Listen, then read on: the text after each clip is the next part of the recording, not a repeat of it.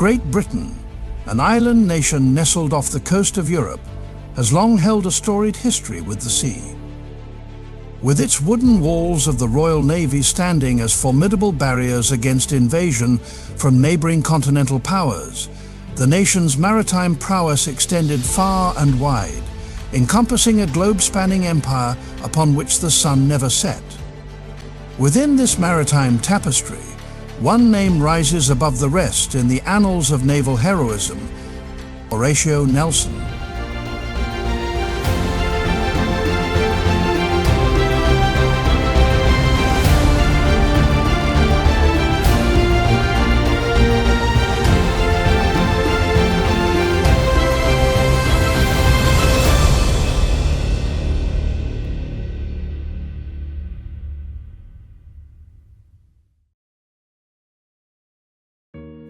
Born on September 29, 1758, in Norfolk, England, Horatio Nelson's destiny seemed preordained for a life at sea.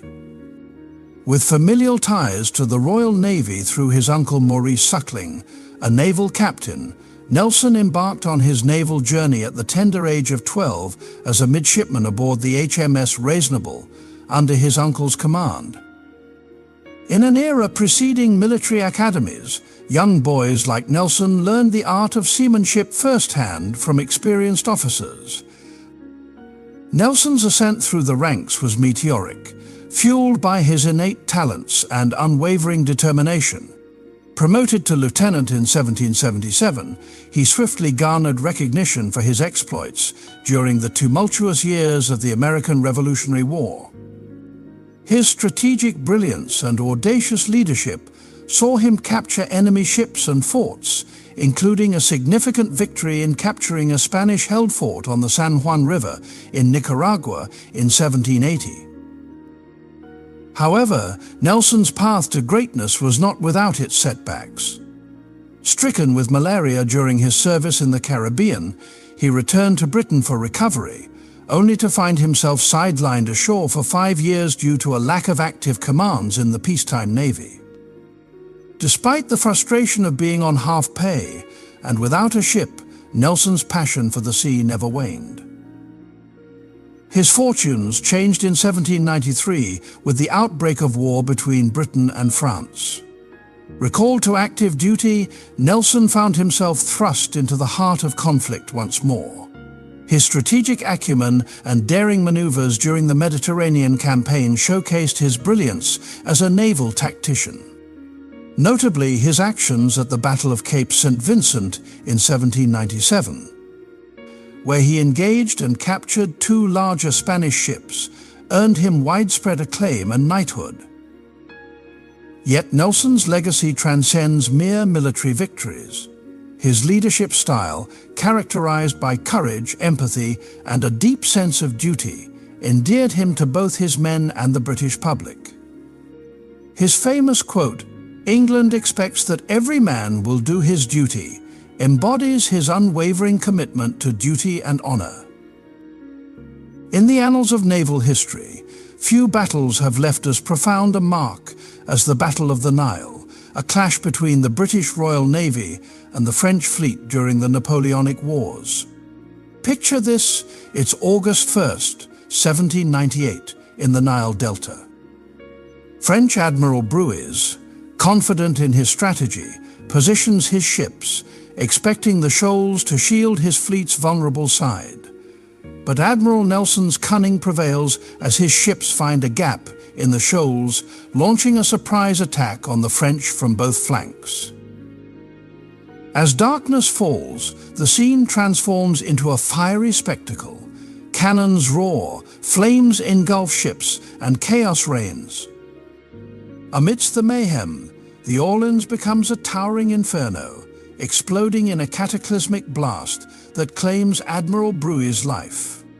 Despite sustaining wounds, Nelson remains undeterred, rallying his forces to victory. By dawn on August 2nd, the French fleet lies in ruins. Out of 17 ships, 4 are burned and 9 captured. Casualties mount on both sides, with the French suffering 3,500 losses compared to the British 900. Strategically, the Battle of the Nile reshapes the course of the war. Napoleon's ambitions in Egypt are thwarted, compelling his return to France without his troops and instilling a deep-seated mistrust of naval power. For Great Britain, Nelson's triumph secures dominance over the conflict zone seas, a pivotal advantage maintained throughout the war. Nelson himself emerges as a national hero, showered with accolades from heads of state across Europe. Yet, behind the glory lies a complex tale of personal and political intrigue.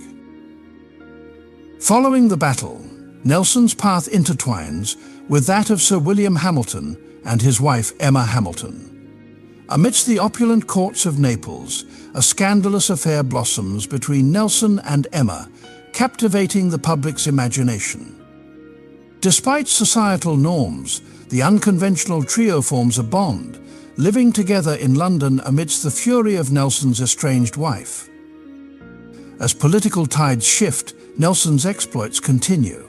From the Baltic Sea to the shores of Copenhagen, his daring maneuvers and strategic acumen earn him further renown. Promoted to Vice Admiral and later Viscount, Nelson's star ascends, even as personal tragedies and controversies swirl around him. In the final act of his illustrious career, Nelson confronts the combined might of the French and Spanish fleets at Trafalgar. On October 21st, 1805, off the coast of Cape Trafalgar, Nelson executes an absolute brilliant but daring plan, splitting the enemy's line in two parts and engaging in close-quarters combat.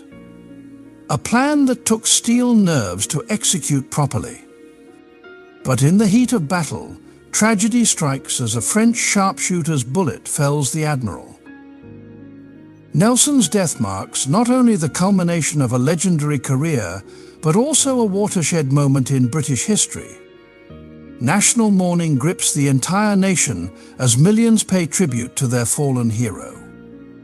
Yet, amidst the solemnity, controversy simmers, casting shadows over Nelson's legacy. In the aftermath, Emma Hamilton's fate mirrors the complexities of her time. Despite her pivotal role in Nelson's life, she faces ostracism and financial ruin, a stark reminder of the societal constraints she defied. As history unfolds, Nelson's name endures, immortalized in countless tributes, from Trafalgar Square to the annals of naval lore. In recounting Nelson's saga, we're drawn not only to the epic battles and triumphs, but also to the intricate web of relationships and ambitions that shaped an era. Through his exploits and enduring legacy, Admiral Nelson transcends mere history, becoming a symbol of courage, leadership, and the conquering spirit of the British Empire by being the most brilliant and daring admiral in Britain's history.